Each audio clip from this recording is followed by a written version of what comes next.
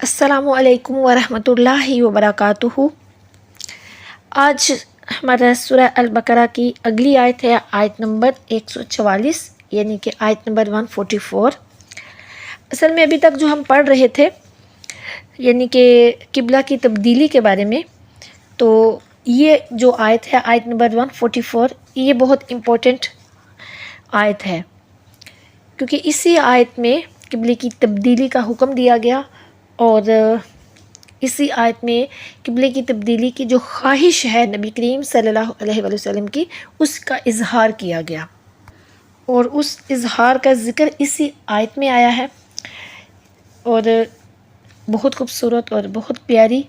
आयत मुबारका है। चलें आयत पढ़ते हैं। बिस्मिल्लाहिर्रहमानिर्रहीम। कद नरा, यकीनन हम देख रहे हैं, तकल्लुब वजही का फिस समा, बार बार पलटना आप सल्लल्लाहु अलैहि वसल्लम के मुबारक चेहरे का आसमान में। फलनुवल्लियन्नका, तो यकीनन हम लाजमन फेर देंगे आप सल्लल्लाहु अलैहि वसल्लम को किबलता तरदौहा, किबले की तरफ जिसे कि आप सल्लल्लाहु अलैहि वसल्लम पसंद फरमाते हैं। फ़वल्ली वजह का शतरुल मस्जिदिल हराम, सो आप फेर दें अपना मुबारक चेहरा मस्जिद हराम की तरफ। वहैसु मा कुंतुम फ़वल्लू वजूहकुम शतरह, और जहाँ भी तुम हो तो तुम फेर लो अपने चेहरों को उसकी तरफ। व इन्नल्लज़ीना, और बिलाशुबा वो लोग जो ऊतुल किताबा, दिए गए हैं किताब, ला यअलमूना अन्नहुल हक, बेशक वो जानते हैं बिलाशुबा वो हक है, मिर रब्बिहिम, उनके रब की तरफ से। वमल्लाहु बिगाफिलिन अम्मा यामलून, और हरगिज़ नहीं है अल्लाह ताला बेखबर उससे जो अमल वो करते हैं। अब इस आयत का जो बामुहावरा तर्जुमा है वो ये है कि बेशक हम आप सल्लल्लाहु अलैहि वसल्लम के मुबारक चेहरे का आसमान की तरफ उठना देख रहे हैं, सो हम आप सल्लल्लाहु अलैहि वसल्लम को इस किबले की तरफ ज़रूर फेर देंगे जिस पर आप सल्लल्लाहु अलैहि वसल्लम राज़ी हैं। बस आप सल्लल्लाहु अलैहि वसल्लम अपना चेहरा अनवर मस्जिद हराम की तरफ फेर लें। और ए मुसलमानों, तुम जहाँ कहीं भी हो, यहाँ से मुसलमानों के साथ खिताब है। पहले वाले हिस्से में नबी करीम सल्लल्लाहु अलैहि वसल्लम के साथ था। इसमें क्या फरमाया जा रहा है, और ए मुसलमानों तुम जहाँ कहीं भी हो अपना चेहरा उसी की तरफ फेर लो। और बेशक अहले किताब को इल्म है कि ये हुक्म उनके रब की तरफ से हक है, और जो कुछ ये कर रहे हैं अल्लाह इससे गाफिल नहीं है। अब देखिए कि इस आयत का पिछली आयतों के साथ क्या ताल्लुक़ बनता है। मुसलसल जो हम पढ़ रहे हैं, तो ये जो मुसलसल हम पढ़ रहे हैं आयतें, ये तब्दीली किबला की तमहीद है। यानी अभी तक जो हमने पढ़ी वो किबला की जो तब्दीली है उसकी तमहीद की आयत थी और आइंदा होने वाले एतराज़ों के जवाबात का बयान। अब यहाँ पर उसके असल हुक्म का ज़िक्र किया जा रहा है। यानी कि अब तक तब्दीली किबला के असबाब और बारीक हिकमतों का ज़िक्र था, और अब उसके सबब करीब और सबसे बड़ी वजह का ज़िक्र फरमाया जा रहा है कि ए मेरे प्यारे महबूब सल्लल्लाहु अलैहि वसल्लम, यूँ तो इसकी सदहा हिकमतें हैं, मगर इसकी बड़ी वजह यह है कि आप सल्लल्लाहु अलैहि वसल्लम की खुशी और रज़ा, चूँकि आप सल्लल्लाहु अलैहि वसल्लम इस ख्वाहिश में बार बार अपना चेहरा अनवर आसमान की तरफ उठाते हैं, तो हम आप सल्लल्लाहु अलैहि वसल्लम के इशारे जानते हैं और हम जानते हैं कि आपकी मर्ज़ी क्या है। इसलिए अल्लाह ताला फरमा रहा है कि हम आपके मुबारक चेहरे को, आपके चेहरा अनवर को उसी तरफ फेर देते हैं कि जिस तरफ आप सल्लल्लाहु अलैहि वसल्लम की रज़ा है, आप सल्लल्लाहु अलैहि वसल्लम की खुशी है। अब देखिए कि पिछली आयतों में दो जमातों का ज़िक्र हुआ। एक तो वो جنہوں نے تبدیلی قبلہ جو ہے اس کو بخوشی قبول کر لیا، تو وہ لوگ تو ہدایت پر ہیں، اور دوسرے وہ لوگ کہ جنہیں اس میں تردد اور شبہ ہوا تو وہ ضعیف الاعتقاد تھے اور وہ نافرمان تھے۔ اب اس ذات کریم کا ذکر ہے جو ہدایت کا سرچشمہ ہے، چونکہ وہ خود کامل ہے اسی لیے کامل ہی کو چاہتی ہے، یعنی کہ نبی کریم صلی اللہ علیہ وسلم کے کمال نبوت کا تقاضا یہ تھا کہ کامل قبلے کی وہ خواہش کریں۔ پچھلی آیت میں اللہ کی رحمت کا ذکر ہوا، اور اب نبی کریم صلی اللہ علیہ وسلم جو ہیں ان کا تذکرہ ہے، تاکہ معلوم ہو کہ اس کی رحمتیں ان کی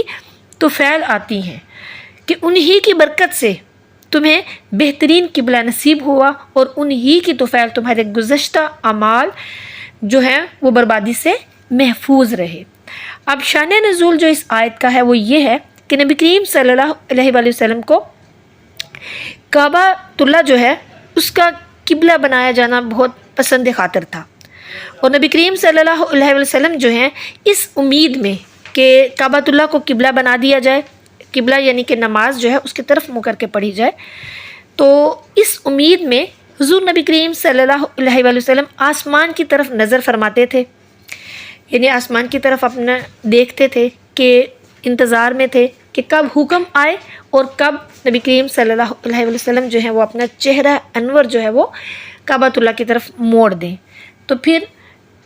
نبی کریم صلی اللہ علیہ وسلم کی اس خواہش پر یہ آیت نازل کی گئی، اور نبی کریم صلی اللہ علیہ وسلم نماز ہی کی حالت میں کعبہ شریف کی طرف پھر گئے، اور جو نبی کریم صلی اللہ علیہ وسلم کے فرما بردار تھے، ان کی اتباع کرنے والے تھے مسلمان اس وقت، انہوں نے بھی نبی کریم صلی اللہ علیہ وسلم کے ساتھ اسی طرف اپنا جو رخ ہے وہ کر لیا۔ تفسیر روح البیان اور کبیر نے فرمایا اس جگہ پر کہ نبی کریم صلی اللہ علیہ وسلم نے حضرت سیدنا جبریل علیہ السلام سے فرمایا تھا کہ میری خوشی ہے کہ جو کعبہ شریف ہے، کعبہ معظمہ ہے، وہ ہمارا قبلہ ہو۔ تو حضرت جبریل علیہ السلام نے عرض کیا کہ میں تو مامور ہوں، آپ صلی اللہ علیہ وسلم رب کے بندہ محبوب ہیں، آپ اللہ کے حبیب ہیں، تو آپ اللہ سے دعا فرمائیں، یعنی میں تو رب کی صرف ماننے والا ہوں، آپ ماننے والے بھی ہیں اور منوانے والے بھی ہیں، اللہ تعالیٰ آپ کی رضا چاہتا ہے۔ یہ کہہ کر آسمان پر گئے، تو حضور نبی کریم صلی اللہ علیہ وسلم ان کے انتظار میں آسمان کی طرف دیکھتے تھے، تو پھر تب یہ آیت مبارکہ جو ہے اس کا نزول ہوا۔ اب دیکھیں کہ اس آیت میں قد نرا، قد جو ہے یہ تحقیق کے لیے ہے، یعنی بے شک ہم دیکھ رہے ہیں، اور جو مفسرین ہیں وہ کہتے ہیں کہ اس صورت میں معلوم ہوتا ہے کہ چہرہ انور اٹھاتے وقت یہ کلام ہو رہا ہے کہ اے میرے پیارے محبوب صلی اللہ علیہ وسلم، ہم آپ کی اس محبوبانہ ادا کو دیکھ رہے ہیں، یعنی کتنی محبت سے اللہ عز و جل اپنے پیارے محبوب صلی اللہ علیہ وآلہ وسلم سے فرما رہا ہے کہ اے میرے پیارے محبوب، ہم آپ کی اس محبوبانہ ادا کو دیکھ رہے ہیں۔ اب یہاں پر یہ دیکھیے کہ تحقیق اور قسم یہ والے جو کلمات ہیں یہ غیروں سے اعتبار دلانے کے لیے کہے جاتے ہیں، مگر پیاروں سے اظہار کرم کے لیے کہے جاتے ہیں، جیسے کہ پیارے تیری جان کی قسم، یعنی اللہ تعالیٰ نے نبی کریم صلی اللہ علیہ وسلم سے فرمایا کہ اے میرے پیارے محبوب صلی اللہ علیہ وسلم، آپ کی جان کی قسم۔ اب دیکھیں کہ اس آیت میں جو خطاب ہے وہ چونکہ صرف اللہ تعالیٰ کا اپنے پیارے محبوب صلی اللہ علیہ وسلم سے ہے، لہٰذا یہاں پہ یہ جو قد ہے یہ اظہار محبت کے لیے ہے، اور اللہ کا دیکھنا آنکھ سے نہیں ہے، یعنی اس میں یہ آ رہا ہے نا کہ بے شک ہم آپ کو دیکھ رہے ہیں، تو اللہ کا دیکھنا جو ہے یہاں آنکھ سے نہیں ہے، کیونکہ اللہ عز و جل تو آنکھ وغیرہ اور اعضاء جسم جو ہے اس سے پاک ہے۔ جیسے کہ دیکھیں ہم لوگ بھی خواب اور خیال میں اور کشف میں بغیر آنکھ سے دیکھ لیتے ہیں نا، تو اللہ عز و جل تو تمام خلق کو دیکھتا ہے، مگر کفار کو غضب سے، اور یعنی کہ اللہ تعالیٰ کفار کو غضب سے دیکھتا ہے، اور ہم گناہ گاروں کو رحم سے دیکھتا ہے، اور اپنے پیارے محبوب سیدنا محمد مصطفیٰ کریم صلی اللہ علیہ وآلہ وسلم کو محبت سے دیکھتا ہے۔ تو یہاں پر اللہ تعالیٰ کا پیارے نبی صلی اللہ علیہ وآلہ وسلم کو محبت اور کرم سے دیکھنا مراد ہے۔ اللہ تعالیٰ حضور نبی کریم صلی اللہ علیہ وآلہ وسلم کی ہر ادا کو محبت سے دیکھتا ہے۔ اب یہاں پر دیکھیں کہ جو حضور نبی کریم صلی اللہ علیہ وآلہ وسلم کے دامن سے وابستہ ہو جائے وہ بھی اللہ عز و جل کی نظر محبت میں آ جائے گا۔ دیکھو تو اس کے کپڑے جوتے بھی یعنی کہ دیکھ لیتے ہیں، جب کسی کو دیکھیں یعنی ہم جب کسی کو دیکھتے ہیں تو اس کے کپڑے جوتے وغیرہ بھی دیکھ لیتے ہیں۔ تو حضور نبی کریم صلی اللہ علیہ وآلہ وسلم وہ عید کا چاند ہیں، انہیں رب تعالیٰ بھی دیکھتا ہے اور ساری خدائی بھی دیکھتی ہے، لہٰذا جو چاہے کہ رب کا منظور نظر ہو جائے تو وہ حضور نبی کریم صلی اللہ علیہ وآلہ وسلم کے مبارک دامن سے وابستہ ہو جائے۔ اب یہاں پر ایک بات سمجھ لیجئے کہ نبی کریم صلی اللہ علیہ وآلہ وسلم کو کافر اور مومن سبھی دیکھتے، مگر جو اللہ والی محبت کی نظر اور صدیق اکبر رضی اللہ تعالیٰ عنہ والی عقیدت کی آنکھ سے دیکھے وہ صحابی بن جاتا ہے، اور جو شیطانی نظر اور بوجھلی آنکھ سے دیکھے وہ پکا کافر ہو جاتا ہے۔ غرض یہ کہ چہرہ تو ایک ہے لیکن نظریں الگ الگ ہیں۔ اللہ سے دعا ہے کہ وہ بھی ہمیں نبی کریم صلی اللہ علیہ وآلہ وسلم کی زیارت نصیب فرمائے اور ہمیں ان کو اسی طرح دیکھنے کی بھی توفیق عطا فرمائے جس طرح کے اور جس نظر سے صدیق اکبر، عمر فاروق، عثمان غنی اور علی المرتضیٰ کرم اللہ وجہہ الکریم رضوان اللہ علیہم اجمعین ان سب نے دیکھا، آمین۔ آیت کا اگلا حصہ ہے تقلب وجہی کا فی السماء۔ اب یہاں پر وجہ سے مراد چہرہ ہے، یعنی چہرہ مبارک نبی کریم صلی اللہ علیہ وآلہ وسلم کے چہرہ انور کی یہاں پہ بات ہو رہی ہے، ان کا ذکر آ رہا ہے، یعنی کہ ہم دیکھ رہے ہیں آپ صلی اللہ علیہ وآلہ وسلم کے چہرہ انور کا آسمان کی طرف بار بار پھرنا، اور اس سے آپ صلی اللہ علیہ وآلہ وسلم کی مرضی بھی ہم جان گئے ہیں، یعنی اللہ عز و جل فرما رہا ہے کہ ہم آپ صلی اللہ علیہ وآلہ وسلم کا میرے پیارے محبوب آپ کے چہرہ انور کا آسمان کی طرف بار بار پھرنا اٹھنا جو ہے وہ ہم دیکھ رہے ہیں، اور آپ کی جو مرضی ہے وہ بھی جان گئے ہیں، اور آپ صلی اللہ علیہ وآلہ وسلم کی جو خواہش ہے، جو آپ کی آرزو ہے وہ قبول کرنے کے قابل ہے اور تمنا پورا کرنے کے لائق ہے۔ تو لہٰذا اللہ تعالیٰ نے فرمایا فَلَا نُوَلِّيَنَّكَ، یعنی کہ ہم آپ صلی اللہ علیہ وآلہ وسلم کو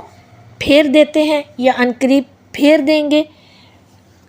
یا پھر ہم آپ صلی اللہ علیہ وآلہ وسلم کو والی بنائے دیتے ہیں یا بنا دیں گے، یا ہم آپ صلی اللہ علیہ وآلہ وسلم کو قریب کر دیتے ہیں یا کر دیں گے۔ آپ یہاں پر اس جگہ پر یہ خیال رکھیے کہ تبدیلی قبلہ کو اس تمہید کے ساتھ بیان فرمانے میں اشارتاً بندوں کو تعلیم دی گئی ہے کہ جب ہم نے یعنی اللہ تعالیٰ نے یہ تعلیم ہمیں دی ہے اشارتاً کہ جب ہم نے رب ہو کر اس پیارے محبوب صلی اللہ علیہ وآلہ وسلم کو راضی کرنے کے لیے ان کی منشا کے مطابق جو قبلہ ہے اس کو تبدیل کر دیا، وہ قبلہ یعنی کہ کون سا قبلہ تبدیل کیا؟ بیت المقدس، اس کو تبدیل کر کے جو خانہ کعبہ ہے، کعبہ معظمہ ہے، اس کو قبلہ بنا دیا گیا۔ تو اللہ تعالیٰ فرما رہا ہے کہ جب ہم نے رب ہو کر اپنے پیارے محبوب صلی اللہ علیہ وآلہ وسلم کو راضی کرنے کے لیے وہ قبلہ تبدیل کر دیا جو تعمیر انبیاء اور مسجود انبیاء سجدہ گاہ نماز معراج رہ چکا تھا، تو تم بھی اپنے اس پیارے محبوب کو راضی کرنے کے لیے اپنے اس قبلے کو بدل دو۔ سبحان اللہ۔ اب دیکھیں کہ کسی کا جو قبلہ ہے وہ مال بنا ہوا ہے، کسی کا قبلہ عزت ہے، کسی کا قبلہ سلطنت ہے، کسی کا قبلہ گناہ اور معاصی ہے۔ ان سارے قبلوں میں تبدیلی کر کے اللہ عز و جل کی رضا کو قبلہ بنانا چاہیے، تاکہ کہ حضور صلی اللہ علیہ وآلہ وسلم جو ہیں وہ ہم سے راضی ہو جائیں۔ اور اگر حضور نبی کریم صلی اللہ علیہ وآلہ وسلم کو ہم نے راضی کر لیا تو پھر اللہ تعالیٰ فرما رہا ہے کہ اگر تم نے میرے نبی صلی اللہ علیہ وآلہ وسلم کو راضی کر لیا تو ہم تو پھر تمہیں ہمیشہ راضی کرتے رہیں گے۔ آپ دیکھیں کہ قبلتاں تردوہا، اس قبلے کے جس سے آپ راضی ہیں، یعنی کہ یہ رضا خوشی اور محبت کے معنی میں ہے یہ۔ لیکن یہاں پر یہ بات سمجھ لیجئے کہ اس کا مطلب یہ نہیں ہے کہ نبی کریم صلی اللہ علیہ وآلہ وسلم جو ہیں وہ بیت المقدس سے ناراض تھے۔ اللہ تعالیٰ کے حکم سے تو ناراضی نہیں ہو سکتی نا، بلکہ نبی کریم صلی اللہ علیہ وآلہ وسلم بیت المقدس سے بھی راضی تھے، مگر ان کے دل کی ایک خواہش تھی کہ کعبۃ اللہ جو ہے وہ زیادہ خوشی تھی ان کی، اس پر وہ زیادہ راضی تھے کہ کعبۃ اللہ جو ہے اس کو قبلہ بنا دیا جائے۔ اور یہاں پر نبی کریم صلی اللہ علیہ وآلہ وسلم کی رضا کی ہی بات کی جا رہی ہے کہ اللہ تعالیٰ فرما رہا ہے کہ آپ کی یہ خوشی تھی میرے پیارے محبوب صلی اللہ علیہ وآلہ وسلم، آپ صلی اللہ علیہ وسلم کی یہ رضا تھی، تو پھر اللہ تعالیٰ فرما رہا ہے کہ آپ کی خوشی اور رضا کو ہم نے قبول کر لیا اور پورا کر دیا۔ ساتھ ہی پھر آیت میں فرما دیا فولی وجہ کا، یہ گزشتہ وعدہ کا پورا کرنا ہے، یعنی کہ ابھی کہا تھا کہ ہم پھیرے دیتے ہیں، اب فرمایا کہ پھیر لیجئے، یعنی پہلے فرمایا نا کہ ہم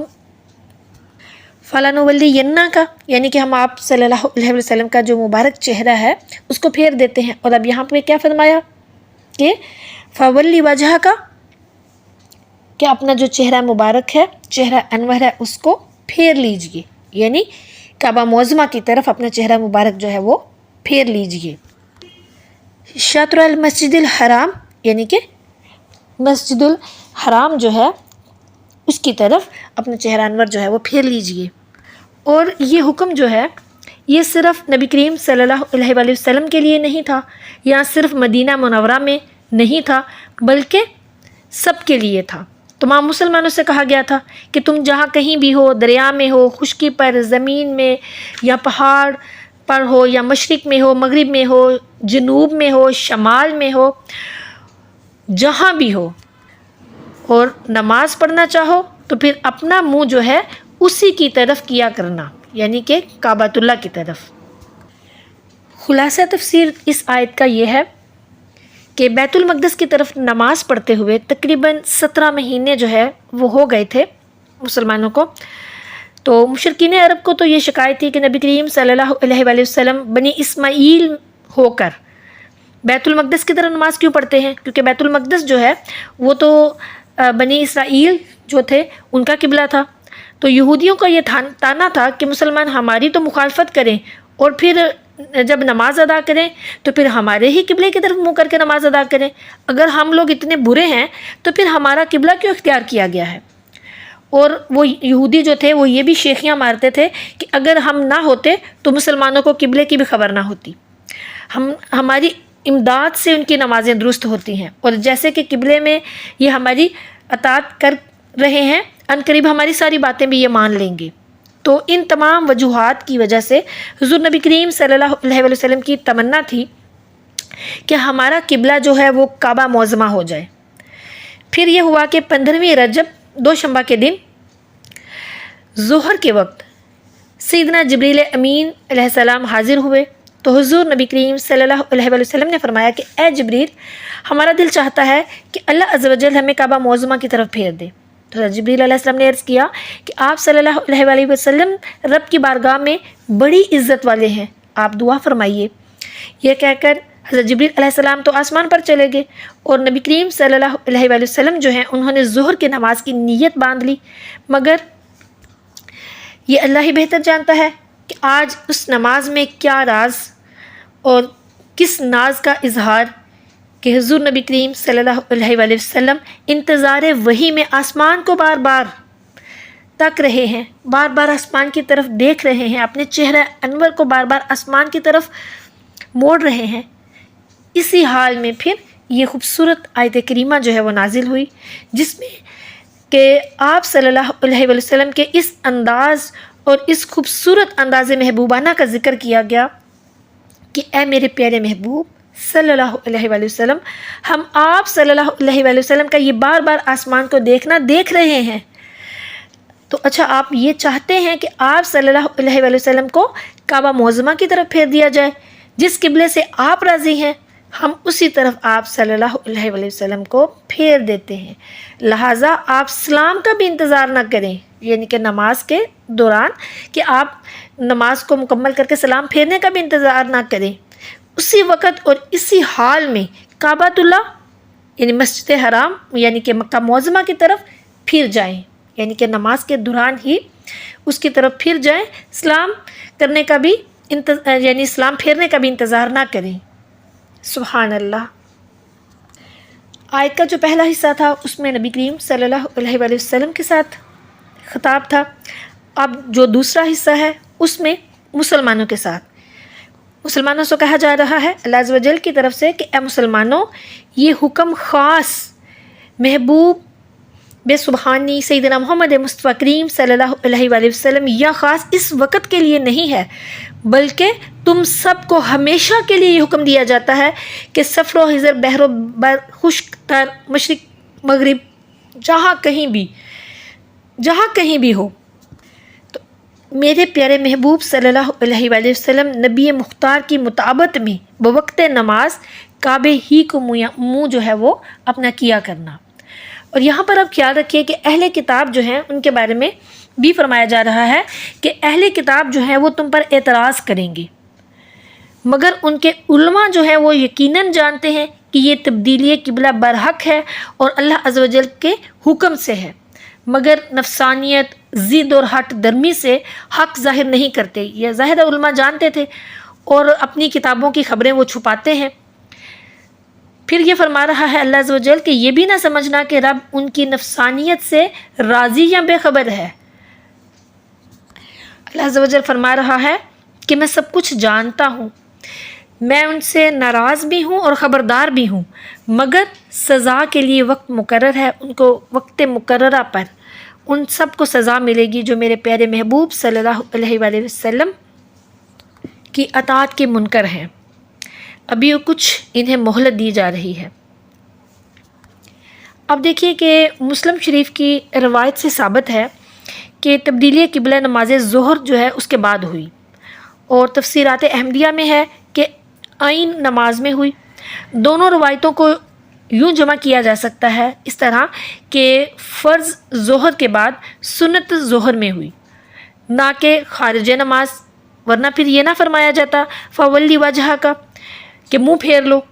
اگر حضور نبی کریم صلی اللہ علیہ وآلہ وسلم اس وقت نماز میں نہ ہوتے تو پھر یہ نہ فرمایا جاتا کہ ادھر منہ پھیر لو، کیونکہ کعبے کو منہ پھیرنا جو ہے وہ تو صرف نماز میں فرض ہے نا، ویسے تو فرض نہیں ہے، صرف نماز کے دوران ہی قبلہ کی سمت کا تعین ہوتا ہے، اور نماز میں ہی جو ہے منہ قبلے کی طرف کیا جاتا ہے، کسی اور کام میں تو نہیں کیا جاتا۔ اور تلاوت قرآن، وضو، قربانی وغیرہ اس کے وقت تو نہیں یہ کیا جاتا، اور نہ ہی خطبہ جمعہ کے وقت کیا جاتا ہے، رمی جمعہ وغیرہ، ان تمام وقت وغیرہ کی حالت میں تو یہ سب نہیں کیا جاتا۔ یہ تو صرف اور صرف جو قبلے کا تعین ہے یا قبلے کی طرف منہ پھیرنے کی بات ہے تو وہ منہ تو نماز میں ہی پھیرا جائے گا نا۔ تو یہاں پر یہ جو فولی ہے یہ فردیت کے لیے ہے، تو نماز ہی کی حالت میں ہی ہوگا یہ۔ اب دیکھیں کہ اس خوبصورت آیت سے ہمیں کیا فائدے ملتے ہیں۔ سب سے پہلے تو یہ کہ کعبہ معظمہ کا تا قیامت قبلہ ہونا حضور نبی کریم صلی اللہ علیہ وآلہ وسلم کی خوشنودی کے لیے ہے، کیونکہ قبلے کی صفت تردوہا ہے، اور اس تردوہا کے بعد فولی میں ترتیب کی فا ہے، یعنی چونکہ آپ صلی اللہ علیہ وآلہ وسلم کعبے سے راضی ہیں اس لیے ادھر اپنا منہ جو اپنا نبی کریم صلی اللہ علیہ وسلم فرمایا جا رہا ہے کہ اس لیے کہ آپ راضی ہیں تو اس لیے آپ صلی اللہ علیہ وآلہ وسلم اپنا مبارک چہرہ جو ہے وہ اس طرف کر لیں، جس سے معلوم ہوا کہ سب تو قانون کے پابند ہیں، اور جو قانون ہے وہ محبوب صلی اللہ علیہ وآلہ وسلم کی مرضی کا پابند، بلکہ ان کی مرضی ہی قانون ہے۔ سبحان اللہ۔ یہاں پر مجھے ایک شعر یاد آ گیا، خدا کی رضا چاہتے ہیں دو عالم، خدا کی رضا چاہتے ہیں دو عالم، خدا چاہتا ہے رضائے محمد صلی اللہ علیہ وآلہ وسلم۔ سبحان اللہ۔ پھر یہ کہ کعبہ معظمہ کو حضور نبی کریم صلی اللہ علیہ وآلہ وسلم سے یہ عزت ملی کہ وہ تا قیامت سارے مسلمانوں کا سجدہ گاہ بن گیا۔ انہی کی مرضی نے کعبہ کو قیامت تک کے لیے قبلہ بنایا، یعنی پیارے آقا کریم صلی اللہ علیہ وآلہ وسلم کی جو خواہش تھی، ان کی جو مرضی تھی، اس نے کعبہ معظمہ کو قیامت تک کے لیے قبلہ بنا دیا۔ اب یہاں پر کتنی خوبصورت بات جو ہے مفتی احمد یار خان نعیمی رحمۃ اللہ تعالیٰ علیہ نے کی۔ فرماتے ہیں کہ یہ جو کعبہ معظمہ کو نبی کریم صلی اللہ علیہ وآلہ وسلم کی خواہش کے مطابق بدلا گیا اور یہ عزت خانہ کعبہ کو دی گئی، کعبہ معظمہ کو، کہ وہ تا قیامت سارے مسلمانوں کا سجدہ گاہ بن گیا، تو یہ نبی کریم صلی اللہ علیہ وآلہ وسلم کی خواہش تھی۔ فرماتے ہیں کہ ہو سکتا تھا کہ پچھلے پیغمبروں کی طرح شروع سے آپ صلی اللہ علیہ وآلہ وسلم کا جو قبلہ ہے وہ کعبہ ہی ہوتا۔ یہ سب کچھ اسی لیے ہوا تاکہ معلوم ہو کہ نبی کریم صلی اللہ علیہ وآلہ وسلم کعبہ کے بھی کعبہ ہیں۔ اس لیے آپ صلی اللہ علیہ وآلہ وسلم کی ولادت پاک پر کعبہ معظمہ نے سیدتنا آمنہ رضی اللہ تعالیٰ عنہا کے مکان یا مقام ابراہیم کی طرف سجدہ کیا۔ سبحان اللہ۔ یہاں پر ایک شعر یاد آ گیا کہ جس کے سجدے کو محراب کعبہ جھکی، کہ جس کے سجدے کو محراب کعبہ جھکی، ان بھووں کی لطافت پہ لاکھوں سلام۔ اس لیے نمازی کو نبی کریم صلی اللہ علیہ وآلہ وسلم کے بلانے پر نماز ہی کی حالت میں خدمت اقدس میں حاضر ہونا ضروری ہے،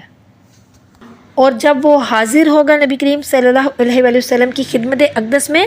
پھر اس کے آنے جانے اور کلام وغیرہ کرنے سے اس کی نماز فاسد بھی نہیں ہوگی۔ سبحان اللہ۔ یہ بات جو ہے مشکات بحوالہ بخاری شریف کتاب فضائل القرآن اور اس کی شرح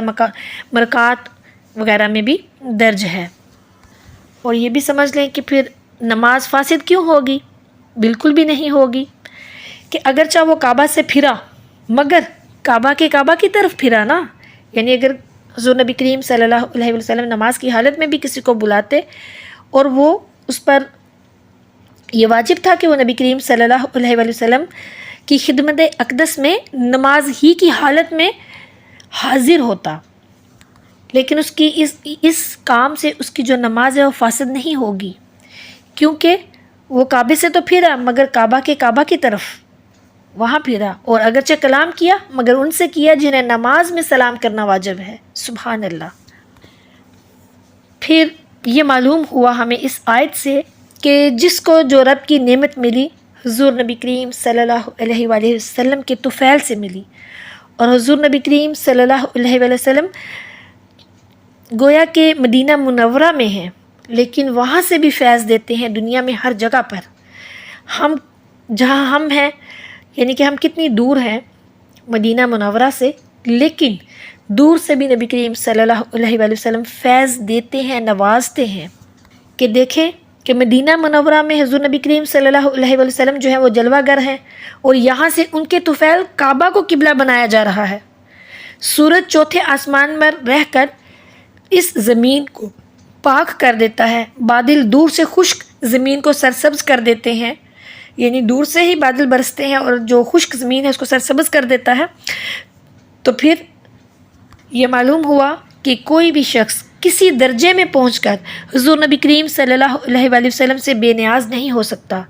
جس کو جو بھی عظمت ملے گی حضور نبی کریم صلی اللہ علیہ وآلہ وسلم سے ہی ملے گی۔ اب یہاں پر دیکھیں بہت سے لوگ ہیں جو کہتے ہیں کہ حضور نبی کریم صلی اللہ علیہ وآلہ وسلم جو ہے وہ کچھ بھی نہیں دے سکتے، کچھ بھی نہیں کر سکتے، وہ جا چکے ہیں، نعوذ باللہ۔ اس طرح کی کچھ لوگ باتیں کرتے ہیں جو کہ بالکل باطل ہیں اور غلط ہیں۔ حق یہ ہے کہ اللہ تعالیٰ بغیر واسطہ حضور نبی کریم صلی اللہ علیہ وسلم کی، یعنی نبی کریم صلی اللہ علیہ وسلم کے واسطے کے بغیر اللہ تعالیٰ کسی کو بھی کچھ نہیں دیتا۔ یہ واسطہ بھی تو اللہ تعالیٰ نے رکھا ہے نا ہم انسانوں کے درمیان۔ یہاں پر اگر سمجھیں اس نقطے کو تو شاید یہ لوگوں کو سمجھ نہیں آئے گی جن کی عقل پہ پردے پڑے ہوئے ہیں، جو وسیلہ یا واسطہ وغیرہ کو نہیں مانتے اور جو ڈائریکٹ کہتے ہیں ہم نے اللہ سے مانگنا ہے، اللہ سے لینا ہے، ہم نبی کریم صلی اللہ علیہ وسلم کا واسطہ کیوں دیں؟ تو یہ تو سنت الہیہ ہے، یہ تو اللہ کی سنت ہے کہ ہم انسانوں کے اور اپنے درمیان اللہ عز و جل نے اپنے اور ہمارے درمیان نبی کریم صلی اللہ علیہ وسلم کو خود وسیلہ بنایا۔ اللہ تعالیٰ اب دیکھیں اگر ان کی طرف جائیں تو پھر اللہ تعالیٰ خود ہی کہہ دیتا ہے میں رب ہوں، سب مجھے مان جاؤ، تو مان جاتے سب۔ اللہ تعالیٰ کو نبی کریم صلی اللہ علیہ وسلم کو درمیان میں وسیلہ بنانے کی کیا تھی؟ لیکن یہ اللہ نے کیا ہے، ہم نے نہیں کیا، یہ اللہ نے کیا، یہ سنت الہیہ ہے کہ اللہ عز و جل نے ہمارے اور اپنے درمیان اپنے پیارے محبوب صلی اللہ علیہ وسلم کو وسیلہ بنایا۔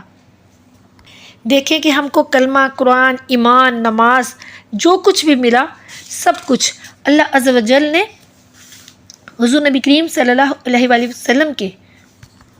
ذریعے سے دیا ہے۔ اللہ تعالیٰ نے بلا واسطہ کسی کو کچھ نہیں دیا۔ جب کعبہ معظمہ حضور نبی کریم صلی اللہ علیہ وآلہ وسلم کے بغیر بتوں سے پاک نہ ہو سکا تو پھر ہمارے دل بھی حضور نبی کریم صلی اللہ علیہ وآلہ وسلم کی نگاہ کرم کے بغیر کفر، شرک، حسد، کینہ کے جو بت ہیں ہمارے قلبوں میں، ہمارے جو دلوں میں یہ ساری چیزوں کے بت پڑے ہوئے ہیں، یہ تب تک پاک نہیں ہو سکتے جب تک کہ حضور نبی کریم صلی اللہ علیہ وآلہ وسلم کی نگاہ کرم نہ ہو۔ اور کعبہ معظمہ کو منہ کرنے میں حضور نبی کریم صلی اللہ علیہ وآلہ وسلم کی ہی عزت کا اظہار ہے کہ یہ اس واقعے کی یادگار ہے۔ حق تو یوں ہے کہ ساری عبادات میں ان کی تعظیم، بلکہ قیامت کے دن بھی ان کی سلطنت کا ظہور ہے۔ قبر میں بھی حضور نبی کریم صلی اللہ علیہ وآلہ وسلم کے نام پاک پر بیڑا پار لگے گا۔ قیامت میں سرکار دو عالم صلی اللہ علیہ وآلہ وسلم کی تلاش کی جستجو میں تمام خلقت ماری ماری پھرے گی، اور نبی کریم صلی اللہ علیہ وآلہ وسلم کے فرمان پر ہی حساب کتاب شروع ہوگا۔ حضور نبی کریم صلی اللہ علیہ وآلہ وسلم کے ہاتھوں شفاعت کا دروازہ کھلے گا۔ حضور نبی کریم صلی اللہ علیہ وآلہ وسلم کے جنبش لب پر ہم جیسے سیاہ کاروں کا چھٹکارا ہوگا۔ اللہ عز و جل سے دعا ہے کہ سرور کائنات سیدنا محمد مصطفیٰ کریم صلی اللہ علیہ وآلہ وسلم کے نام مبارک پر ہماری زندگی گزرے، انہی کا نام لیتے ہوئے ہماری زبانیں جو ہیں وہ بند ہوں، ساری زندگی انہی کی محبت میں، انہی کے قرب میں گزرے، انہی کی نگاہ کرم میں گزرے۔ آمین ثم آمین۔